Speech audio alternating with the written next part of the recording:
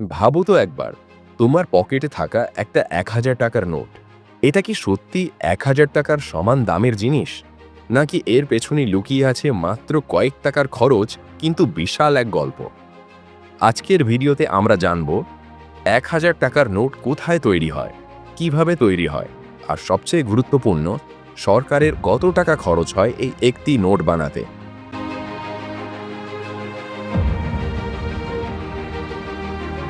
কাগজের টাকা ছাপানো হয় বাংলাদেশ ব্যাংকের সিকিউরিটি প্রিন্টিং প্রেসে।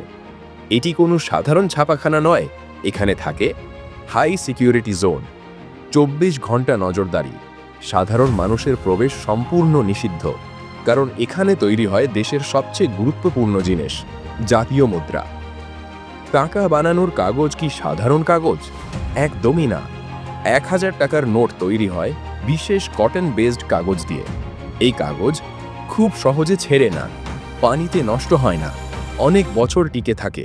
এই কাগজ সাধারণত বিদেশ থেকে আমদানি করা হয়, যেমন জার্মানি, সুইজারল্যান্ড বা ফ্রান্স। নোটে ছাপানো হয় কিভাবে?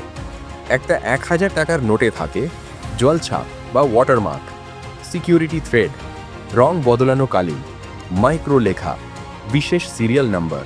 এগুলো ছাপাতে লাগে অত্যাধুনিক মেশিন, যা সাধারণ প্রিন্টারের সাথে তুলনাই হয় না। একটি নোট ছাপাতে একাধিক ধাপে প্রিন্টিং হয়, প্রতিটি ধাপে আলাদা নিরাপত্তা পরীক্ষা। কোয়ালিটি চেক, ভুল হলে কি হয়?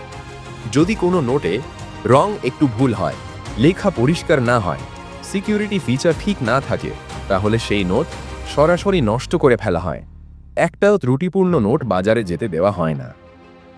আসল প্রশ্ন, ১,০০০ টাকার নোট বানাতে খরচ কত?